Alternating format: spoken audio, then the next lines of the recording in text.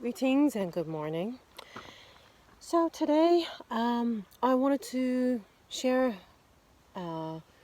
my experience with growing seedlings and what not to do, what to do, and how to water correctly.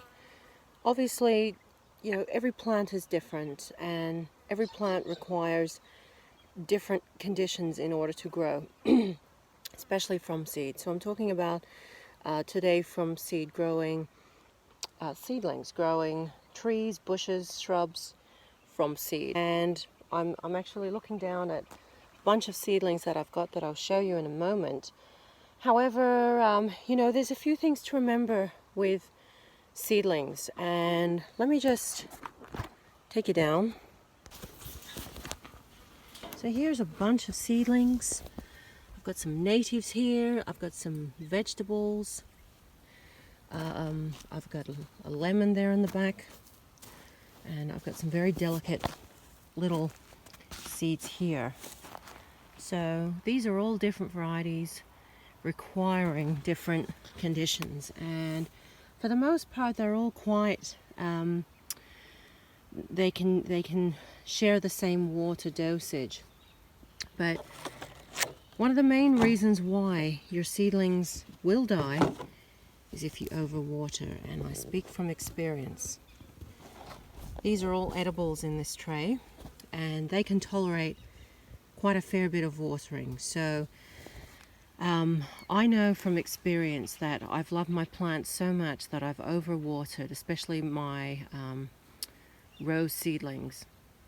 And the best way to grow seedlings is, first of all, not keeping them in water. So see what I've done here? I've got these old foam trays, and if you turn them up, something like this, and turn it up and fill that with water and keep your pot in that, well, it doesn't allow oxygen to come up through the base of the pot here, because a plant needs oxygen. It needs an oxygen-rich environment in order to grow.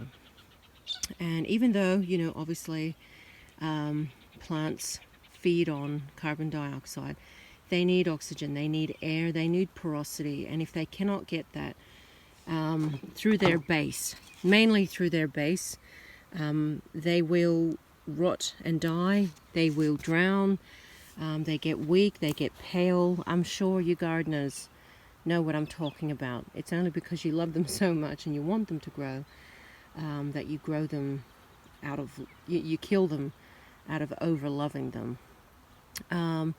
But most plants are tolerant of, some can actually still grow in water. They're quite hardy. This is actually a gum tree, a type of mallee. It's very hardy. But especially with Australian natives, they don't need much water. If you see these gums on the side of the road, some of these gums may not have water for a couple of months, and yet they are growing still, and they're small.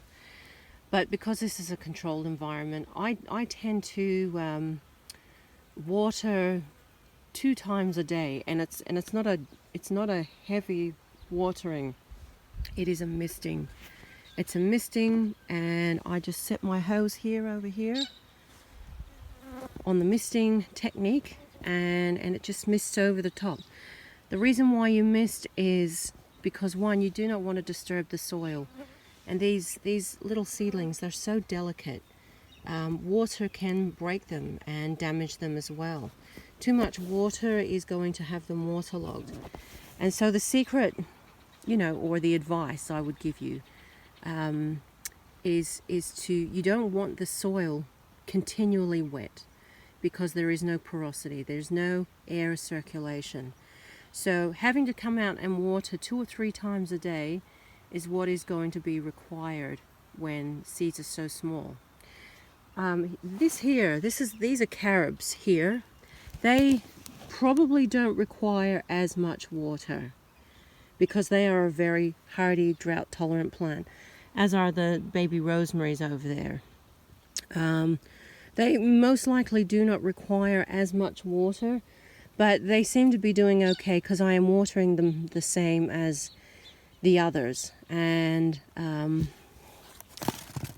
as you can see, they're looking pretty good. I've given them a water this morning. It really depends on your climate. I mean, obviously, if it's a cold, damp day, you're not going to water too much. It's only when you have very hot temperatures, like tomorrow we're going to be 36 degrees, which is going to be really hot, especially for seedlings. So I might have to come and water 3 to 4 times. It really depends on if on the top the soil is dry, or if you stick your finger in and you still have soil on it. That's wet. You know, that's a moist soil. These don't need watering until maybe tonight, but I will determine that depending on how much wind is here. This is a high wind area, and how hot it actually gets. But this is a new shade house. If you follow me on my other channel, you'll know that I've almost finished, not quite. Over here I have some plants that haven't been taken care of. I've had them in the hothouse over here that's a bit demolished, and even though it's been protective, it's been too hot in there and they haven't done too well. So I have transplanted them, and so far they're doing good. But here we have a callistemon here, which is a native, we call it bottle brush. And I'm hoping I can zoom in and show you just how tiny they are. And so they're so delicate, you cannot come over the top and water these with a really, a heavy hose with a heavy setting, because you will displace them and most likely kill them. So there's a bunch in here, and this is the great thing by growing from seed. You learn more about gardening, and these plants can range for about $25 for a 2-foot plant even in like a local supermarket. They're a beautiful bright red, like a bottle brush. It's a bottle brush looking flower, very hardy, Australian native, and it comes in all different colors, peaches, pinks, and hot reds. And they are a huge bee attractor, insect attractor, so great pollinators. But there's still a lot more coming up, and so I've had this cover on it to just maintain a humidity, as I have with these vegetables here. So a lot of this is trial and error. You're going to learn through your own mistakes, and believe me, I have had my fair share of mistakes doing this, and you learn, and sometimes you just have to, you just got to try again and tweak your methods.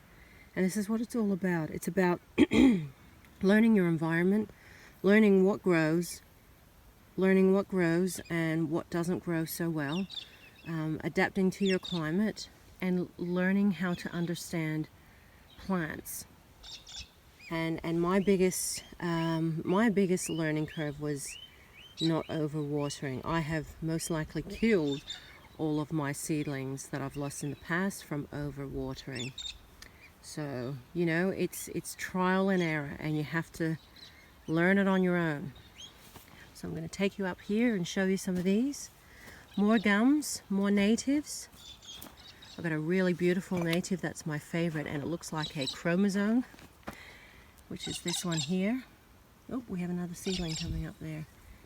This is a blue mountain gum, and it has the most beautiful rounded leaf, and it's a pulverulenta eucalyptus. And there's a whole bunch, and there's nothing more exciting than when you see your seedlings coming up. How delicate and tiny they are. That's hello friend, Templetonia retusa, which is a cocky's tongue. Pretty little red flower. And so you've got to just monitor, constant monitoring, trying to understand your plants, listening to your plants, and doing the right thing by not overwatering and They don't need as much water as you think. Perhaps tropical varieties do, but not these ones. Happy gardening!